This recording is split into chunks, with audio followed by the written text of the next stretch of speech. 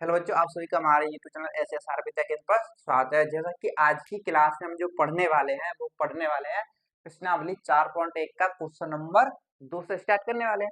तो अगर बात करें क्वेश्चन नंबर 2 की, तो ये बोल क्या रहा है, उसमें बोल रहा है कि निम्न स्थितियों को द्विघात समीकरणों के रूप में निरूपित कीजिए। ठीक है, तो यानी कि हमें क्या करना है, हमें निम्न स्थितियां दे रखी है, यानी कि इसके अंदर क्वेश्चन नंबर 2 के अंदर कुछ क्वेश्चन दे रखे हैं। जैसे कि पहला क्वेश्चन मैंने आपके सामने लिखा है। अब जो क्वेश्चन जो दे रखा है, इसको पढ़ के आपको इस क्वेश्चन से द्विघात समीकरण आपको बनाना है।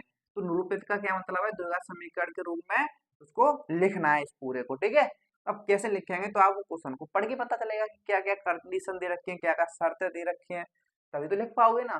तो आओ पढ़ते हैं। तो पहले की बात करें इसके क्वेश्चन नंबर 2 के, तो बोल रहा है कि आयताकार भूखंड का क्षेत्रफल इतना है। ठीक है, अब एक आयताकार भूखंड है। कैसा भूखंड है, एक आयताकार, यानी कि आयत के आकार का। तो आयत के आकार का भूखंड है, तो कुछ इस प्रकार का होगा। किस प्रकार का होगा, कुछ इस प्रकार का जो है आपको दिखाई देगा। ठीक है, अब इसमें जो आई क्या है, मेरा एक आयत है और इसको क्या बोलेंगे, आयताकार भूखंड है। अब जो सबसे बड़ी भुजा होती है, यानी जो सबसे लंबी जो भुजा होती है उसको बोलते हैं लंबाई। क्या हो कहते हैं, लंबाई। और जो सबसे छोटी भुजा होती है उसको क्या बोलते हैं, चौड़ाई। क्या बोलते हैं हम, चौड़ाई बोलते हैं। ठीक है, और जो लंबाई होती है हम इसको किससे दर्शाते हैं, स्मॉल एल से। चौड़ाई होती है किससे दर्शाते हैं हम, बी से, स्मॉल बी से। पता है कि नहीं पता है। और जो आयत जो होता है, आयत के आमने सामने की भुजा क्या होती है, बराबर। जैसे ये भुजा है, इसके सामने की भुजा कौन सी होगी, ये वाली। तो ये अगर एल है तो ये भी क्या होगी, एल है। जैसे ये भुजा है तो इसके सामने की भुजा कौन सी होगी, ये वाली। और ये बी है तो ये भी क्या होगी, बी ही होगी। इतना पता है कि नहीं पता है। ठीक है, और उसने बोला है कि आयताकार भूखंड का क्षेत्रफल इतना है। ठीक है, क्षेत्रफल दिया है। तो अगर इसकी बात करें तो इसके क्षेत्रफल का जो सूत्र होता है, क्या होता है, आयत, आयत का जो क्षेत्रफल होता है तो क्या होता है, क्षेत्रफल लंबाई इंटू चौड़ाई। एल क्या है, लंबाई, बी क्या है, चौड़ाई। तो ये क्या होता है, हमारा सूत्र होता है किसका, आयत के क्षेत्रफल का। इतना आपको ध्यान रखना है। तो आओ सिंपल से इसको हल करते हैं। देखो, एक आयताकार भूखंड का क्षेत्रफल इतना है। ठीक है, तो क्षेत्र की लंबाई चौड़ाई के दोगुने से अधिक है। ठीक है, तो हमें भूखंड की लंबाई और चौड़ाई ज्ञात करनी है। ओके, सिंपल सी बात। देखो यहाँ पे हमें लंबाई चौड़ाई तो खैर बतानी नहीं कितनी है, लेकिन हमें जो है समीकरण बना देते हैं बस। ठीक है, अब बात करें, देखो लंबाई चौड़ाई ज्ञात करनी है, तो सिंपल सा लिखेंगे। क्या इसका हल जब आप करोगे, तो माना, माना लंबाई, माना लंबाई, लंबाई क्या मान लो अपनी तरफ से, कुछ भी मान सकते हो, एक्स वाई जेड। लेकिन यहाँ पे लंबाई एल ले लो, आसानी से, कोई दिक्कत वाली बात नहीं। लंबाई क्या ले लेंगे हम, एल ले लेंगे, स्मॉल एल। ठीक है, तो मानी लंबाई जो है एल मीटर है। कितनी है, एल मीटर। अब ऐसे ही चौड़ाई भी मान लो आप। ऐसे क्या मानोगे आप, चौड़ाई। और चौड़ाई कितनी मान लो, बी मान लो, बी मीटर। ठीक है, कितनी मान ली, बी मीटर मान ली। अब आ जाए यहाँ पे पहली शर्त। ये पहली शर्त दे रखी है कि एक आयताकार भूखंड का क्षेत्रफल इतना है। ठीक है, तो अगर बात करें शर्त 1 की या पहली शर्त की, कुछ भी बात करें हम, अगर शर्त 1 की, ठीक है, तो शर्त 1 क्या बोल रही है कि आयताकार भूखंड का क्षेत्रफल। तो आयताकार भूखंड का क्षेत्रफल क्या होता है, क्या होता है बताओ। जो क्षेत्रफल होता है, क्या होता है, लंबाई इंटू चौड़ाई होता है। ठीक है, तो क्षेत्रफल दे कितना रखा है, वो दे रखा है हमें 528 मीटर स्क्वायर। क्या दे रखा है, मीटर स्क्वायर। ठीक है, अब जो क्षेत्रफल होता है, सूत्र क्या होता है, लंबाई इंटू चौड़ाई।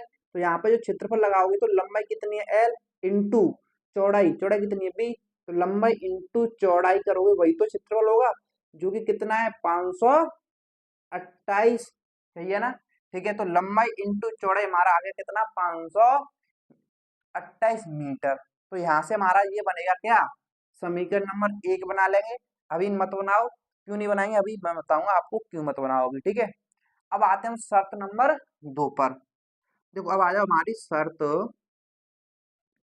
सेकंड पर। अगर शर्त 2 की बात करें तो क्या बोल रहा है कि क्षेत्र की लंबाई, लंबाई क्या है, एल। ठीक है, तो क्षेत्र की लंबाई यानी कि एल। ठीक है, चौड़ाई के, चौड़ाई क्या है, बी। ठीक है, चौड़ाई के दुगने। तो चौड़ाई के दुगने का मतलब चौड़ाई के गुणा करो, और दो के का मतलब क्या करना है आपको, गुणा। और दुगने से मतलब 2 से गुणा। दुगने से की जगह पे क्या है, एक अधिक है। अधिक बोल रहा है तो सी की जगह पे क्या आएगा, प्लस आएगा। और कितनी अधिक है, एक अधिक है तो एक लिखो।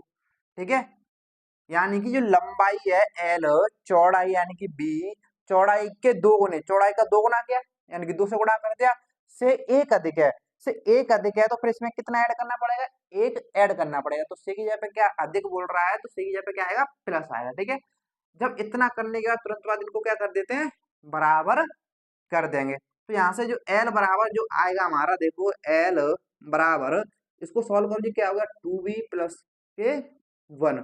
तो ये आ गया मेरा एल बराबर 2b प्लस के 1। ठीक है, अब मान लो इसको समीकरण नंबर 1, इसको समीकरण नंबर 2।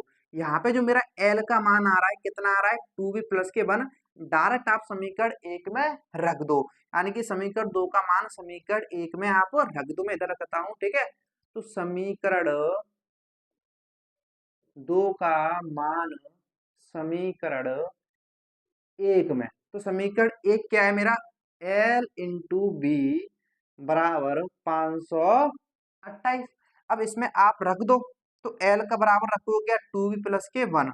तो एल का मान यहाँ पे जो आएगा, क्या आएगा, 2b प्लस के 1 इंटू कोष्टक में क्या है, b बराबर में क्या है, 528। ठीक है, अब यहाँ पे आ जाओ, इसको सॉल्व करोगे। अब जब b क्या है, बाहर लगाए ना, कोष्टक के गुणा में लगाए, तो b का गुणा होगा इस पूरे कोष्टक में, तो गुणा करोगे b का 2b में करोगे तो क्या हो जाएगा, 2b स्क्वायर। फिर b का 1 में करोगे तो क्या आ जाएगा, b, और बराबर में क्या है, 528।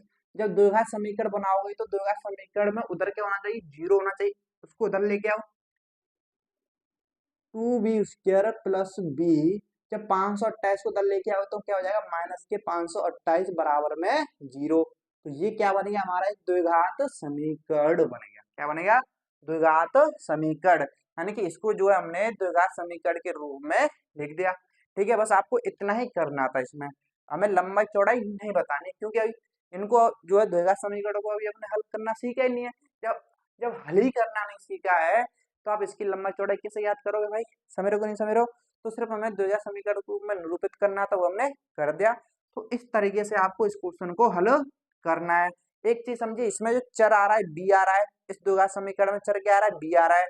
अब बी क्यों आ रहा है, क्योंकि मैंने एल की जगह पे एल का मान रखा था। अगर आप बी का मान रख दो यहाँ पे, यहाँ पे यहाँ पे बी का मान रख दो किसी एक में, तो आप बी जो एल के रूप में आएगा, किसके रूप में आएगा, एल के रूप में आएगा। जरूरी नहीं है कि यही समीकरण बने। ठीक है, तो अब आपके ऊपर डिपेंड करता है कि आप कैसे रखना चाहते हो। ठीक है, आप जैसे भी कर सकते हो। आई थिंक इस क्वेश्चन में कोई आपको दिक्कत नहीं होगी और ये क्वेश्चन क्लियर हो गया होगा।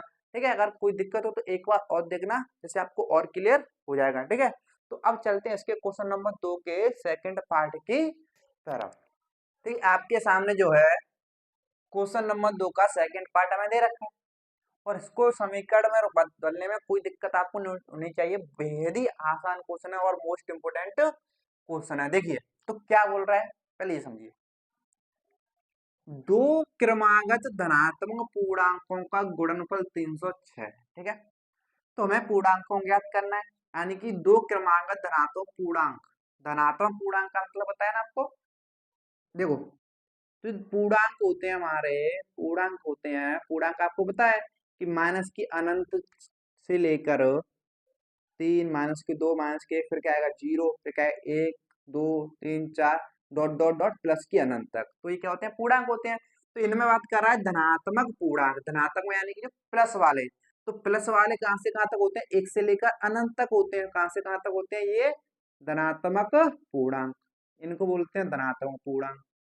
ठीक है ना, और ये जो माइनस के 1 से माइनस के अनंत तक होते हैं, ये होते हैं ऋणात्मक। क्या होते हैं, ऋणात्मक पूर्णांक। और जीरो जो होता है ना तो धनात्मक होता है ना ही ऋणात्मक होता है, इसलिए 1 से लेकर अनंत तक के धनात्मक पूर्णांक है। ठीक है, ओके। तो दो क्रमागत, वो भी कितने, दो है। ठीक है, तो दो क्रमागत धनात्मक पूर्णांकों का गुणनफल दे रखा है, हमें पूर्णांकों को ज्ञात करना है। तो आपको पहले ये समझना होगा, यहाँ पे एक शब्द दे रखा है क्रमागत। तो क्रमागत का मतलब क्या है कि क्रम से आने चाहिए। क्रम से आने का मतलब क्या है, जैसे मैं एक लिया, एक के बाद क्या आएगा, तो आप बोलोगे दो आएगा, दो के बाद क्या आएगा, तीन आएगा, तीन के बाद क्या आएगा, चार आएगा, चार के बाद क्या आएगा, पांच। यानी कि ये सभी कैसे लिखते हैं, क्रम में लिखे हैं कि नहीं लिखे हैं, बताओ। अगर ऐसे लिख दो कि 1 के बाद आ गया 5, 5 के बाद आ गया 10, 10 के बाद आ गया 17, 17 के बाद आ गया 23, 23 के बाद आ गया 41, क्या ये क्रम से लिखते हैं पूर्णांक? है तो ये धनात्मक पूर्णांक, लेकिन ये क्रम से नहीं है, क्योंकि इसके बाद कुछ आ गया, इसके बाद कुछ और आ गया, कोई सेंस बन रहा है आने का, इनके आने का कोई तरीका मिल रहा है? नहीं बन रहा है ना। लेकिन इनको देखें तो 1 के बाद 2, 2 के बाद 3, 3 के बाद 4, यानी कि एक एक बढ़ता जा रहा है ना। लेकिन ये देखो कहीं क्रम से दिखाई दे रहा है? नहीं दिखाई दे रहा है ना। तो ये जो पूर्णांक है क्रम से है, ठीक है। तो आप जब ये क्रमागत पूर्णांक है तो एक चीज आप देख सकते हो, क्या जो मेरा ये पहला है, अगला जो पूर्णांक आया इससे एक अधिक था। अब जो इसके अगला जो आया वो भी कितना अधिक था? एक अधिक था। अब इसके बाद जो आया वो भी कितना अधिक था? एक था। इसके बाद जो भी आया वो कितना अधिक था? एक था। अब 5 के बाद वो जो आएगा वो भी कितना इससे अधिक होगा? एक अधिक होगा, 6 आएगा। एक अधिक यानी अब 6 के बाद जो आएगा वो भी 6 से कितना अधिक होगा? एक अधिक होगा। 7 के बाद जो आएगा वो भी 7 से कितना अधिक होगा? एक अधिक होगा। तो आप एक चीज समझ पा रहे हो, तो क्रमागत धनात्मक पूर्णांक जो होते हैं एक एक के क्या होते हैं? एक एक के अंतर पे आते हैं। जैसे सपोज करो अगर मेरा धनात्मक पूर्णांक पहला x है, तो इसके बाद जो दूसरा क्रमागत धनात्मक पूर्णांक आएगा इससे एक अधिक आएगा, यानी कि x प्लस 1 आएगा। अगर इससे आगे इसके बाद जो आएगा x प्लस 1 के बाद जो आएगा इससे भी एक अधिक आएगा। समझ रहे हो कि नहीं समझ रहे हो? समझ रहे हो ना। तो जो धनात्मक पूर्णांक होते हैं, क्रमागत धनात्मक पूर्णांक जो है उनके बीच का अंतर क्या रहता है? समान रहता है। ठीक है, तो दो क्रमागत धनात्मक पूर्णांक की बात कर रहा है, तो यहाँ पे हमें तो पता नहीं है वे कौन से हैं। ठीक है, हमें नहीं पता वे कौन से हैं, तो हमें क्या करना पड़ेगा? उनको मानना ही पड़ेगा। बस आपको इतना ध्यान रखना है कि क्रमागत धनात्मक पूर्णांक के बीच का अंतर क्या होता है? समान रूप से बढ़ता रहता है। ठीक है, अब इतना क्लियर तो आओ देखो, देखो यहाँ पे करें अगर तो लिखेंगे हल में कि माना माना क्रमागत क्रमागत धनात्मक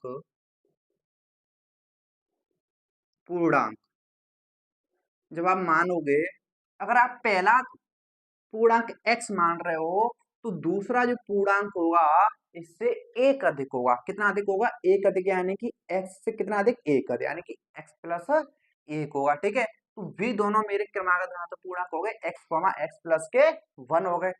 ठीक है, अब यहाँ पे अगर बात करें तो इसने दे रखा है कि दो क्रमागत धनात्मक पूर्णांकों का गुणनफल 306।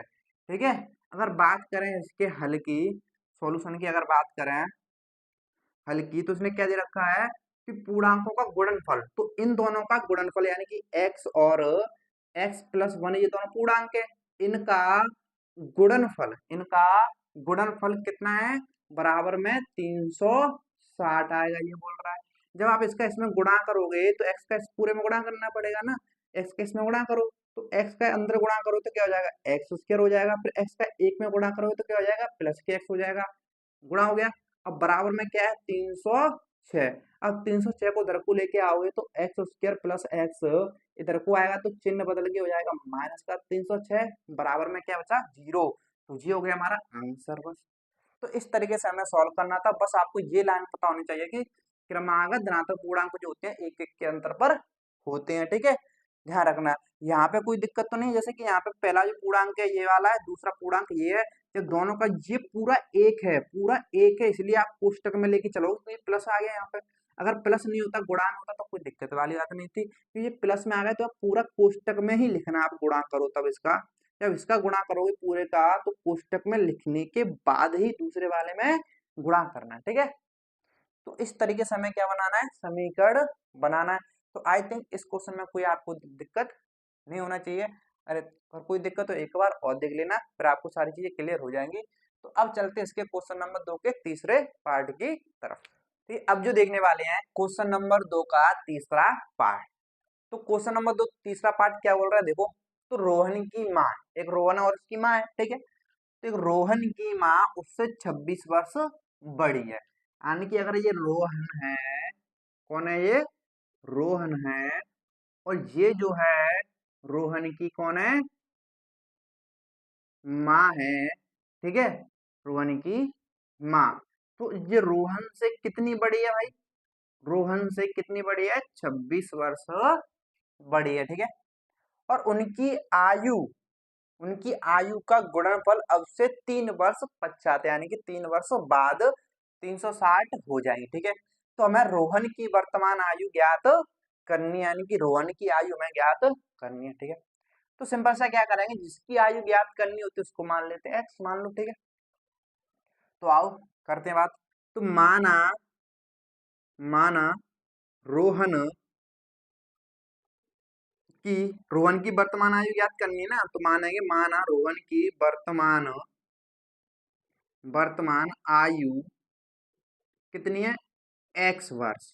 कितनी है, एक्स वर्ष है। ठीक है, तो इसमें अगर बात करें, दो शर्त दे रखी है, तो पहली शर्त तो ये है कि रोहन की माँ उससे 26 वर्ष बड़ी है। तो शर्त पहली की अगर मैं बात करता हूँ, शर्त एक की, तो शर्त एक में क्या बोल रहा है कि रोहन की माँ उससे 26 वर्ष बड़ी है। अगर रोहन एक्स साल का है तो सिंपल सी बात है, उसकी माँ उससे 26 साल बड़ी, तो यानी कि ये कितनी बड़ी, इससे एक्स प्लस 26 होगी। जैसे कि सपोज करो रोहन है 20 साल का, तो अगर 26 साल बड़ी है तो कितना होगा, 20 प्लस 26, माँ कितनी होगी, 46। सिंपल। ऐसे मैंने मान लिया एक्स है तो कितनी बड़ी हो जाएगी, एक्स प्लस 26। सिंपल। समझ रहे हो नहीं समझ रहे हो? तो यहाँ पे अगर बात करें पहली शर्त में, तो रोहन की माँ उससे 26 वर्ष बड़ी है। ठीक है, तो रोहन की माँ, ठीक है, सिंपल सी बात ही है। तो रोहन की माँ उससे 26 वर्ष बड़ी है। ओके, तो यहाँ पे ऐसा करो आप, रोहन की माँ की अगर जो पहली शर्त से माँ की जो आयु आएगी कितनी आएगी बताओ, माँ की जो आयु आएगी जैसे 26 साल ज्यादा है तो क्या आएगी, एक्स प्लस 26।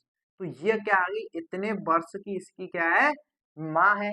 ठीक है, अब दूसरी शर्त की अगर मैं बात करूं, शर्त दो की, शर्त दो में की मैं अगर हम बात करें तो क्या बोल रहा है कि उनकी आयु का गुणनफल, ठीक है, अब से 3 वर्ष पश्चात। ठीक है, अगर देखो यहाँ पे वर्तमान में अगर ये x साल का है तो आज से 3 साल बाद कितना हो जाएगा, x प्लस के 3, उम्र बढ़ेगी ही ना, इसकी उम्र कितनी हो जाएगी, बढ़ के 3 साल। अब जितना ये बढ़ेगा उतना ही उसकी माँ बढ़ेगी। बढ़ेगी कि नहीं बढ़ेगी, ऐसा तो नहीं है कि माँ की उम्र वही की वही रह जाएगी। जैसे कि मान लो आज ये 20 साल का है तो 3 साल बाद हो जाएगा 23 साल का, और माँ आज 46 साल की है तो 3 साल बाद कितने की हो जाएगी, 49 की हो जाएगी कि नहीं हो जाएगी, क्योंकि जितना ये बढ़ेगा उतनी ही माँ बढ़ेगी। अगर अगर रोहन 3 साल बढ़ा है तो इसकी माँ भी तो 3 साल बढ़ जाएगी ना। तो माँ की वर्तमान आयु कितनी है, एक्स प्लस 26 है, तो इसकी जो उम्र बढ़ जाएगी माँ की, तो एक्स प्लस 26 प्लस 3 है ना, जब ऐड करोगे तो कितना हो जाएगा, 26 3 29, कितना हो गया, एक्स प्लस 29 साल की हो जाएगी ना। 3 वर्ष बाद इतनी हो जाएगी।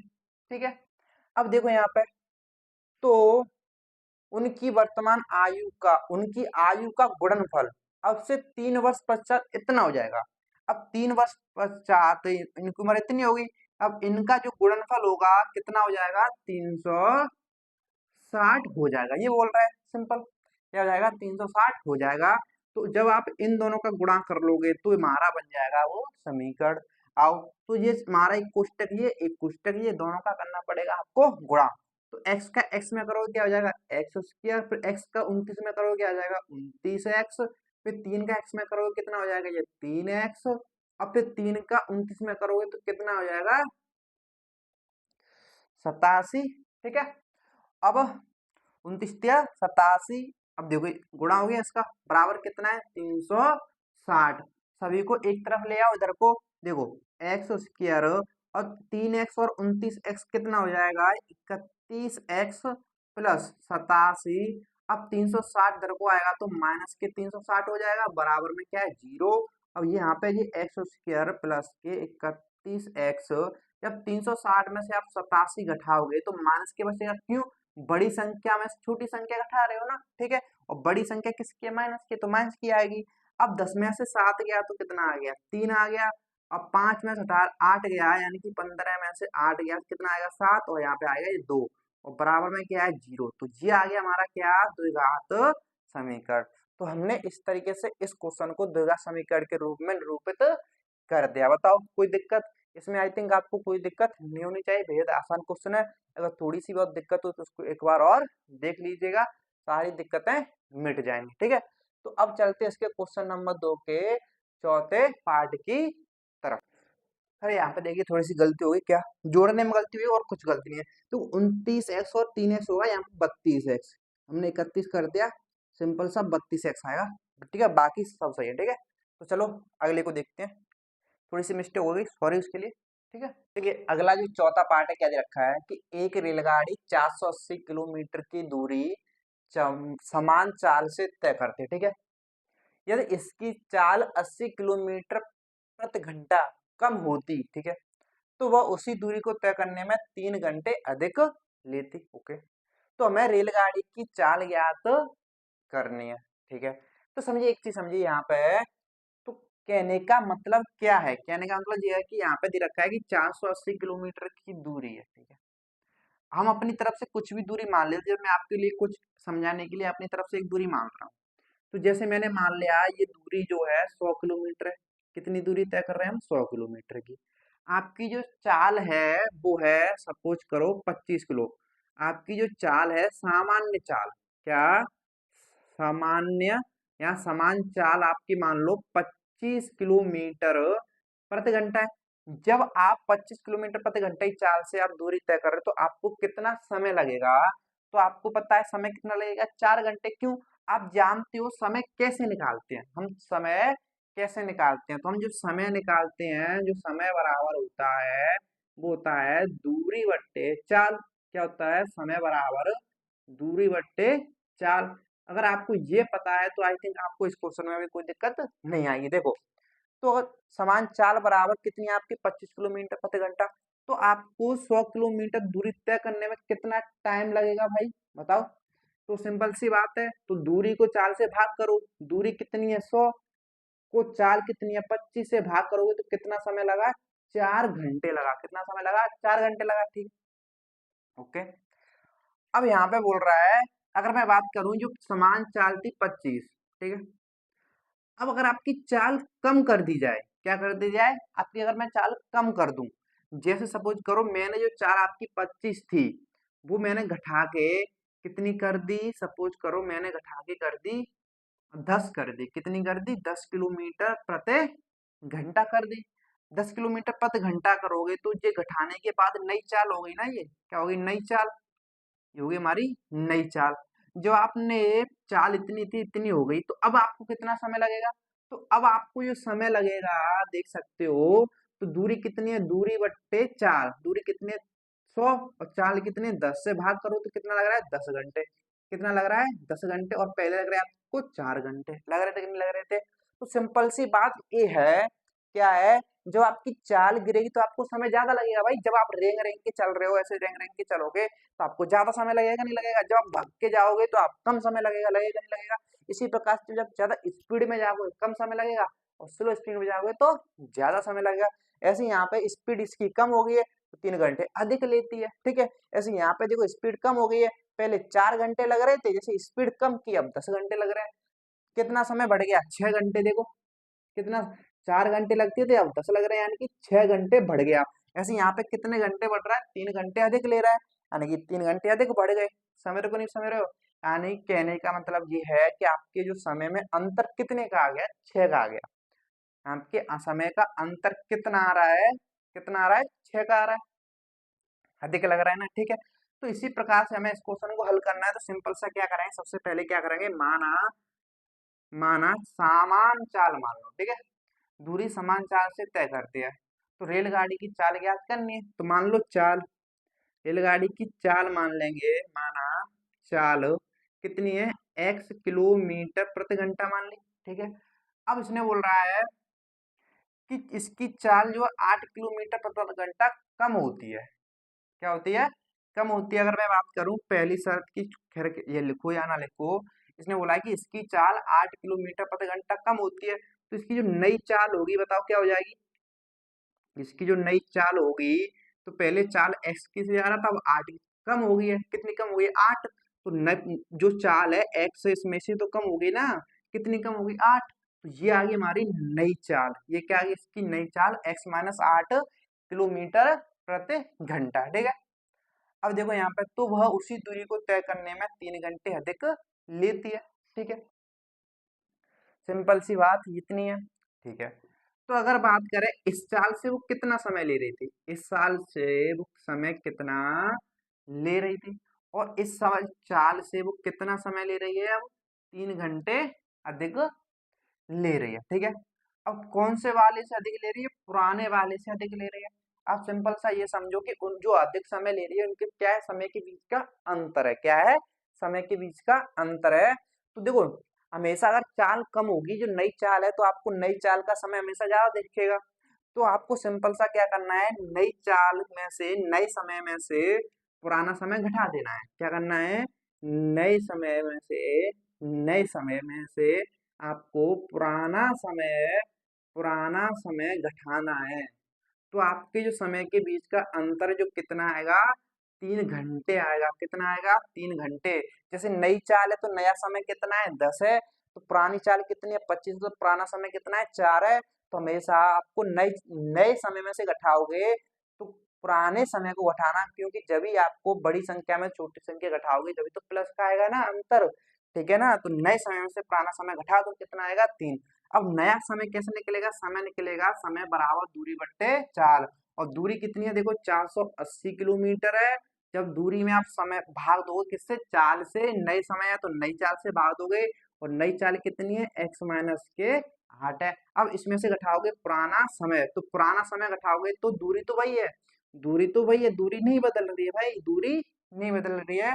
तो पुराने समय में निकालने के लिए दूरी में पुरानी चाल से भाग दोगे, तो पुरानी चाल x है तो x से भाग दोगे। ठीक है, दे दिया। और बराबर में क्या है, 3। ये नए समय में से पुराना समय घटा दिया, बराबर में क्या आएगा, इनके बीच का अंतर आएगा। ठीक है, अब यहाँ पे देखो, अब क्या करना है, अब यहाँ पे इन दोनों का सॉल्व करना है। जब सॉल्व करो तो नीचे हरों का आपको लेना पड़ेगा एलसीएम। क्या लेना पड़ेगा, सिंपल सा इनका आपको एलसीएम ही लेना पड़ेगा। तो x माइनस 8 आ गया यहाँ से, और वहां से कितना आएगा, x आएगा। ठीक है, अब देखो x माइनस 8 का इसमें दोगे तो कितनी बार x से माइनस x से कट जाएगा, क्या बचा x, और x का ऊपर गुणा करोगे 480 x हो जाएगा। अब यहाँ पे देखो कितना हो गया, ये 480 x।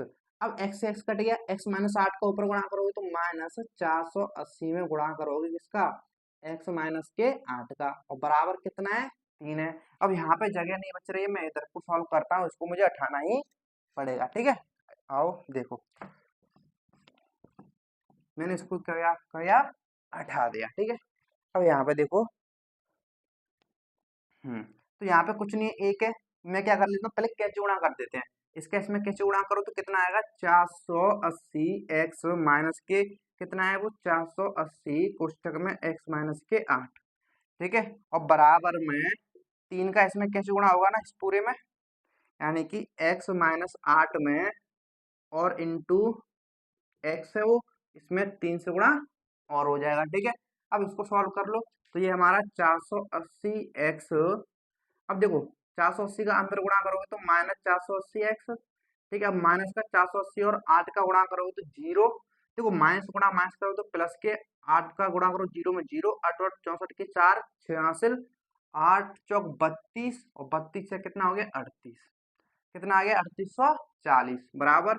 अब यहाँ पे देखो, तो ये तो मेरा पूरा 3x हो गया। क्या हो गया, पूरा 3x का गुणा करो इसमें, तो 3x का गुणा करो क्या हो जाएगा, 3x स्क्वायर, और 3x का 8 में करो कितना हो जाएगा, 8 से 24 के x हो गया। ठीक है, अब क्या करो, सभी को एक तरफ ले आओ।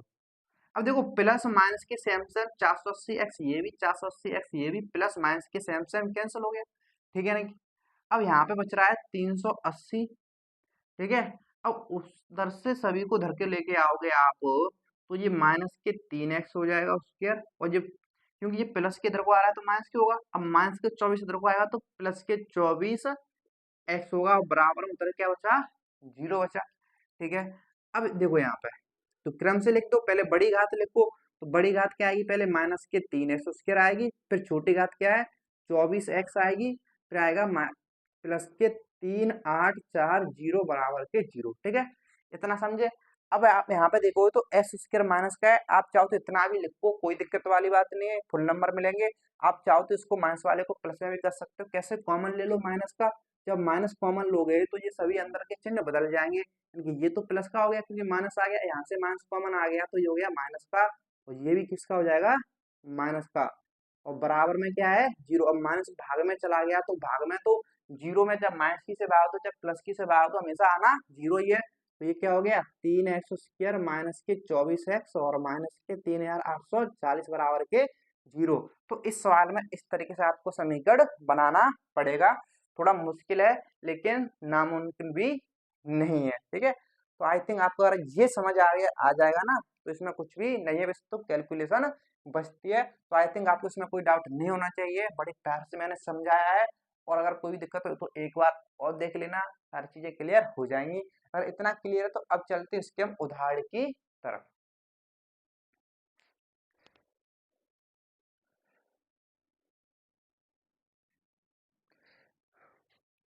देखिए अभी हम जो उदाहरण की तरफ नहीं जा सकते क्योंकि क्लास हो रही थोड़ी लंबी सी हो गई है, ठीक है। तो ऐसा करेंगे इस क्लास को यहीं पर रखेंगे। अगर आपको आज की क्लास पसंद आई तो प्लीज लाइक कर देना और अपने दोस्तों के साथ शेयर भी कर देना ताकि उनको भी इसका फायदा मिल सके, ठीक है। तो चलिए मिलते हैं अगली क्लास में उदाहरणों के साथ। आज के लिए इतना ही, धन्यवाद।